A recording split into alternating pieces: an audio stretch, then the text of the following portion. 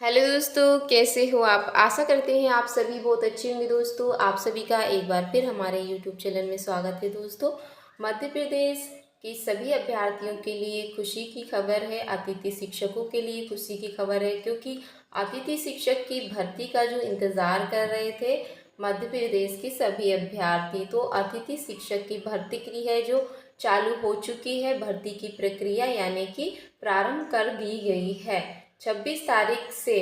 आज की इस वीडियो में हम समय सारणी देखने वाले हैं। पूरी रूल बुक क्या है उसे भी आप देख सकते हो, किसको प्राथमिकता दी जा रही है। तो लोक शिक्षण संचालय मध्य प्रदेश गौतम नगर भोपाल, समस्त संभागीय संकुल प्राचार्य लोक शिक्षण संचालय, समस्त शिक्षा अधिकारी मध्य प्रदेश, समस्त विकासखंड शिक्षा अधिकारी, समस्त संकुल प्रचार हाई सेकेंडरी स्कूल।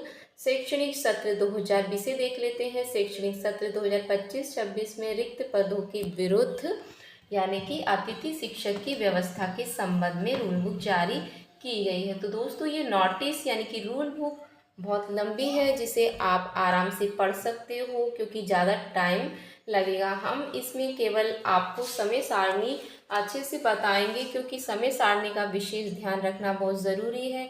समय सारणी में ही आपको यानी कि अतिथि शिक्षक के रूप में अपनी उपस्थिति दर्ज कराना है, नहीं तो आप रिजेक्ट कर दिए जाओगे। तो इसे आप अच्छे से पढ़ लेना। जैसे कि शैक्षणिक सत्र 2025-26 में अतिथि शिक्षक आमंत्रण के लिए है। इसी तरह रिक्तियों ऐसे नियमित से जो कि बीएड एमएड पाठ्यक्रम में गत वर्ष से यानी कि प्रवेशित है, उस कारण आदि मतलब वो लंबा नोटिस है, आप इसे आराम से पढ़ लीजिएगा। दोस्तों, विगत सत्र 2024-25 में कार्यरत अतिथि शिक्षकों के लिए है ये नोटिस। तो सबसे पहले जो समय सारणी दी गई है दोस्तों, ये प्रथम चरण की है, यानी कि उन अतिथि शिक्षकों के लिए जो पहले से कार्य कर रहे थे स्कूलों में, उन्हीं को प्राथमिकता दी जा रही है सबसे पहले। तो देख लेते हैं। लॉन्ग टर्म रिक्तियां अपडेशन का जो कार्य है शाला प्रभारी द्वारा 26/6 से 29 तक किया जाना है।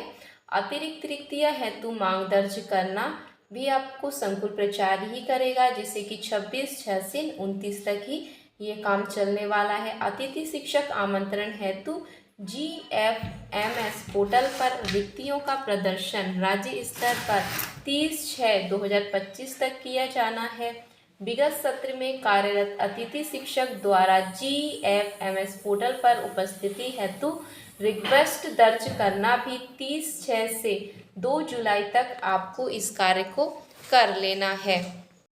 5वें नंबर का जो पॉइंट्स आया है, जैसे कि शाला प्रभारी एजुकेशन पोर्टल 3.0 पर अतिथि शिक्षक द्वारा की गई उपस्थिति रिक्वेस्ट का प्रमाणीकरण उपस्थिति कराना। यह कार्य शाला प्रभारी करेंगे 1 तारीख से 3 तारीख तक। तो दोस्तों, ये समय सारणी उन अतिथि शिक्षकों के लिए है जो पहले से कार्य कर रहे थे और वह फिर से इच्छुक हैं, तो अपने शाला प्रभारी यानी स्कूल में जाकर अपनी उपस्थिति दर्ज कराएं। तभी शाला प्रभारी जो आपका प्राचार्य है, संकुल प्राचार्य है, वह आपकी उपस्थिति को दर्ज करेगा। इसकी दर्ज करने की डेट भी आपको सभी को सामने आपके दी गई है। 1 से 3 तारीख तक आपकी उपस्थिति दर्ज होना बहुत आवश्यक है। अतिथि शिक्षक पोर्टल पर आवेदक का जिस पैनल का स्कोर कार्ड है, केवल उसी पैनल में विद्यालय में उपस्थिति हेतु रिक्वेस्ट दर्ज कर सकेंगे। तो दोस्तों, पहले नंबर में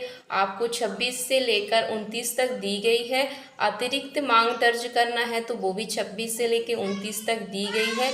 और अतिथि शिक्षक आमंत्रण हेतु पोर्टल पर रिक्तियों का जो प्रदर्शन किया जाएगा कि आपकी इतनी रिक्तियां हैं, वह 30 तारीख को आपको देखने को मिल जाएगा। और विगत वर्ष से जो कार्यरत पहले से मतलब जो पहले से अतिथि शिक्षक थे, विगत वर्ष के कार्यरत अतिथि शिक्षक द्वारा GMS पोर्टल पर उपस्थिति दर्ज कर ये आपको 30 तारीख से लेकर 2 तारीख तक आपको ये काम कर लेना है, नहीं तो आप वहाँ से रिजेक्ट कर दिए जाओगे। और जो शेष बचेंगे, जैसे कि किसी कारणवश कोई अतिथि शिक्षक काम नहीं कर रहा है टीचर के रूप में, और बहुत जितने भी पद खाली बचेंगे अतिथि शिक्षकों के, जो पिछले वर्ष के अतिथि शिक्षक की भर्ती के बाद जो शेष बचेंगे, वह आपकी द्वितीय काउंसलिंग दूसरी काउंसलिंग से भरे जाएंगे, जिसकी भी समय सारणी दी गई है, यानी कि दूसरी समय सारणी है ये। प्रथम चरण के उपरांत शेष रिक्तियों के लिए आवेदक के स्कोर कार्ड के आधार पर मेरिट के आधार पर मेरिट क्रम में शाला विकल्प चयन उपरांत मेरिट क्रम के आधार पर दिए गए विद्यालय में अतिथि शिक्षक शाला आवंटन होगा, जिसकी संभव सारणी निम्न अनुसार दी गई है। दोस्तों, गतिविधियां व समय सीमा का विशेष ध्यान रखें। शाला विकल्प का चयन हेतु रिक्तियों का प्रदर्शन, तो रिक्तियों का प्रदर्शन 5 तारीख को कर दिया जाएगा कि आपकी जो पहले के अतिथि शिक्षक के बाद कितनी रिक्तियां बची हैं। तो शाला विकल्प चयन रिक्तियों का प्रदर्शन 5/7 को किया जाएगा। इच्छुक आवेदक द्वितीय काउंसलिंग में भाग ले सकता है। इच्छुक आवेदक द्वारा शाला विकल्प का चयन, यानी कि द्वितीय काउंसलिंग में शाला विकल्प का चयन 5 से लेकर 7 तारीख तक आपको करना है। दूसरी काउंसलिंग वाले अभ्यर्थी जरूर दें, विशेष ध्यान दें।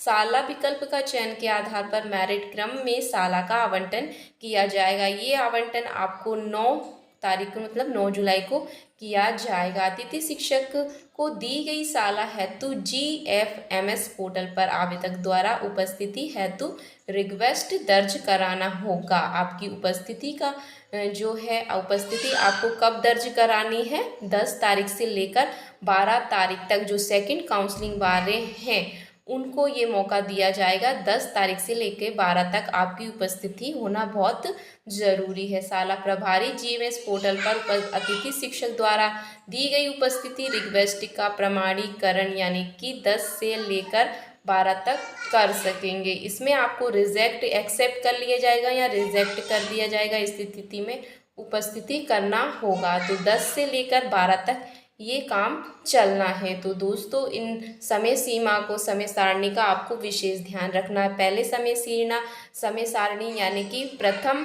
अतिथि शिक्षकों के लिए जो पहले से कार्य कर रहे थे और वह फिर से इच्छुक हैं, उनके लिए प्रथम समय सारणी, और ये दूसरी दी गई है उन अतिथि शिक्षकों के लिए जो शेष बच जाते हैं पद, उनके लिए है दूसरी समय सारणी। तो दोस्तों, वीडियो अच्छी लगी हो तो चैनल को सब्सक्राइब और लाइक ज़रूर करिएगा। सरकारी नौकरी से संबंधित कोई भी अपडेट होती है हम आपके सामने लेके आते रहते हैं। फिर किसी नेक्स्ट वीडियो में फिर मिलेंगे, तब तक के लिए धन्यवाद।